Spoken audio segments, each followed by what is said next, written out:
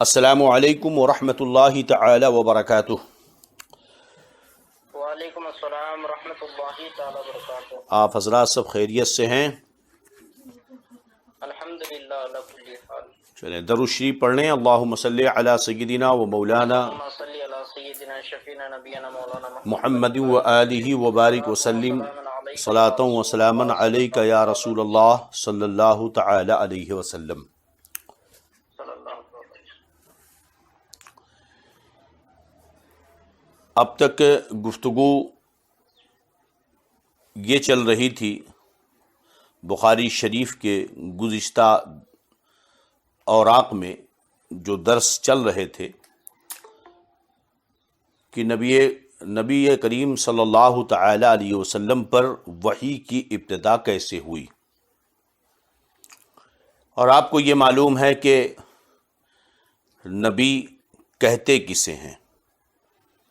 تو پہلے یہ سمجھ لیں کہ نبی اس بشر کو کہتے ہیں جسے اللہ تعالی نے ہدایت کے لیے وحی بھیجی ہو، اور نبی ہونے کے لیے اس پر وحی ہونا ضروری ہے، چاہے فرشتے کی معرفت سے ہو یا بلا واسطہ ہو۔ اتنی بات آپ سمجھ گئے۔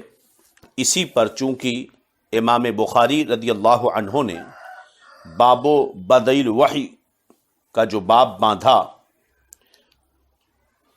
اور اب تک آپ نے اس تعلق سے تقریباً اس باب کی 6 حدیثیں آپ نے سماعت کر لیں، اس پر تفصیلی گفتگو بھی ہو چکی۔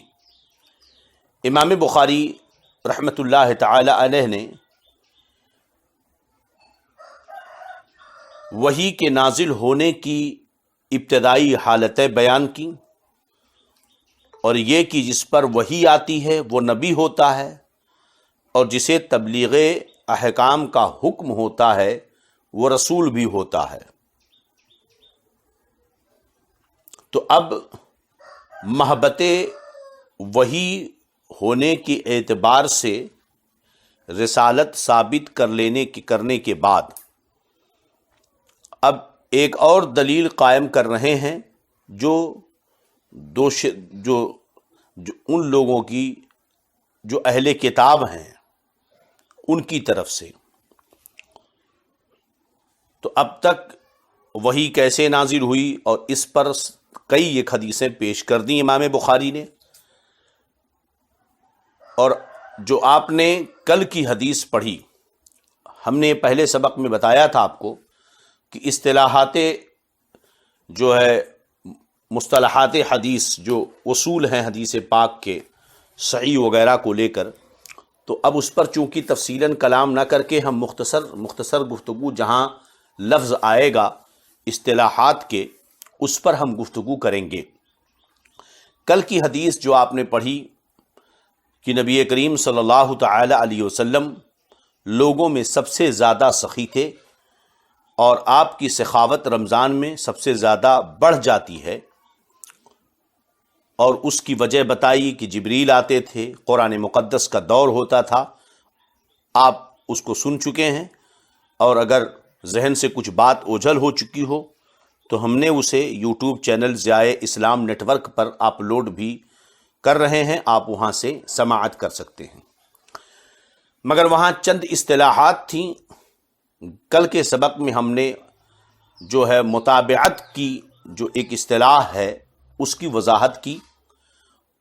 آخری حدیث جو آپ نے کل پڑھی تھی، ہم نے پڑھایا تھا، اس میں ہم نے تحویل سند کی ایک بات کی تھی، وہ یہ کہ اگر ایک حدیث 2 سندوں سے مروی ہو، مثلا ہم نے سمجھایا کہ ایک استاذ پڑھا رہا ہے، اس کے پاس 2 شاگرد ہیں، اب استاذ نے جو حدیث اپنے شاگردوں کو سنائی، اب اس میں کا ایک شاگرد اپنے دوسرے شاگرد کو، پھر وہ اپنے تیسرے شاگرد کو، پھر وہ اپنے چوتھے شاگرد کو پڑھاتا گیا، اور ایسے ہی دوسرا شاگرد سناتا گیا، پڑھاتا گیا۔ اب ایک ایسا محدث ہے جس نے ایک شیخ کے 2 شاگردوں سے حدیث سنی، تو ایک شاگرد نے اپنے سند سے سنایا اور ایک شاگرد نے اپنے سند سے سنایا۔ مثال کے طور پر ہم اور وضاحت کر دیں کہ حضور صدر محدث کبیر دامت ظلہ النورانی سے ان کے ایک شاگرد نے حدیث سنی، پھر اس نے اپنی درسگاہ میں اپنے دوسرے شاگرد کو سنایا، اور ایک شاگرد ہے جو دوسرے کسی ادارے میں پڑھا رہا ہے، اس نے اپنے شاگردوں کو سنایا۔ اب اس کے بعد ان دونوں شاگردوں نے کسی ایک شخص کو حدیث سنائی، تو اب اس تیسرے شاگرد نے 2 لوگوں سے حدیث سنی، اور وہ کہتا ہے کہ میں نے یہ حدیث سنی فلاں سے، اس نے حدیث سنی فلاں سے، اور اس نے روایت کی ہے محدث کبیر سے۔ یہ ایک سند ہو گئی۔ اب پھر وہی کہتا ہے کہ دیکھیے میں نے یہ حدیث فلاں سے بھی سنی، اس نے فلاں سے بھی سنی، اس نے محدث کبیر سے سنی۔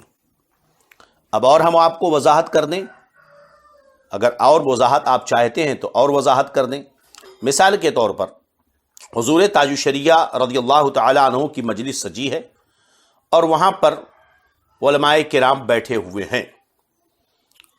وہاں پر ایک مفتی صاحب ہیں، انہوں نے بھی وہ بات سنی، اور وہ جا کر انہوں نے دبئی وغیرہ میں وہ حدیثیں سنائیں، اور ایک شاگرد ہیں جو انڈیا میں ہیں، انہوں نے انڈیا میں وہ حدیثیں سنائیں۔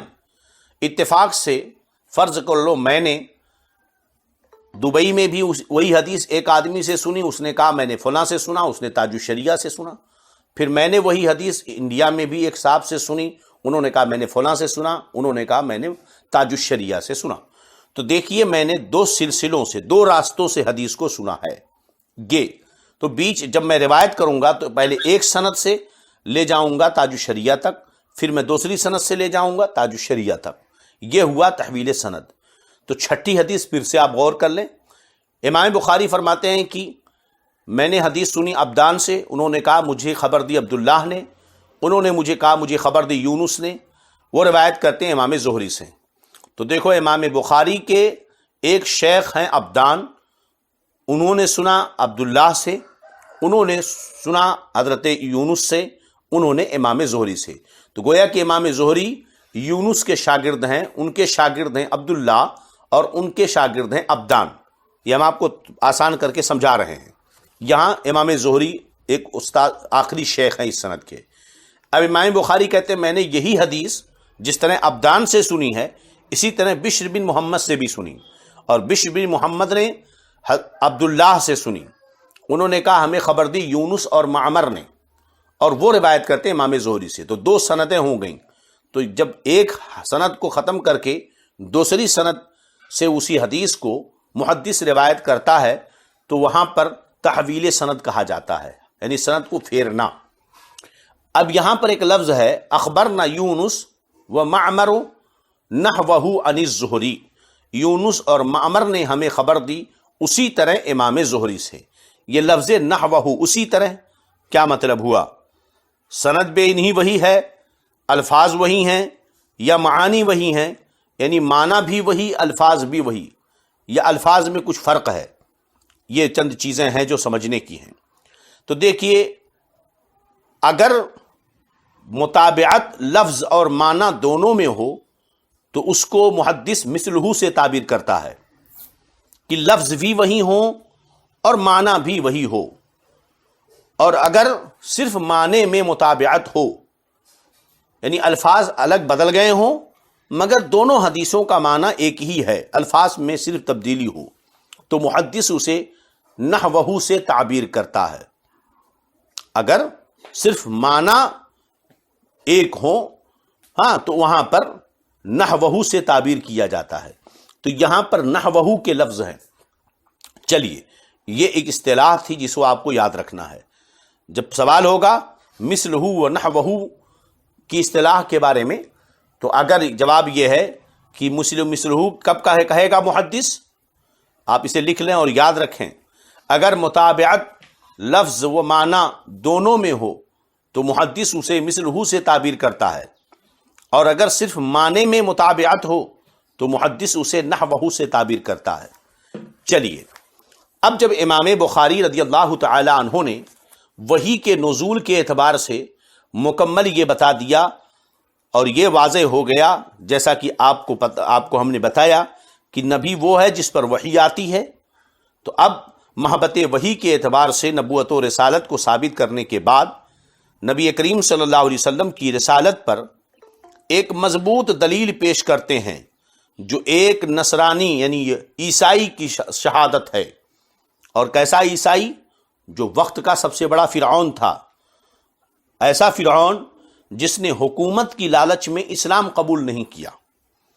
پہلے ہم اس حدیث کا مفہوم آپ کو سمجھا دیں، پھر الفاظ عبارت پڑھیں گے اور اس کا ترجمہ کریں گے اور تشریحات کریں گے، چونکہ یہ حدیث بہت ہی لمبی ہے اور حدیث ہرقل کے نام سے مشہور ہے۔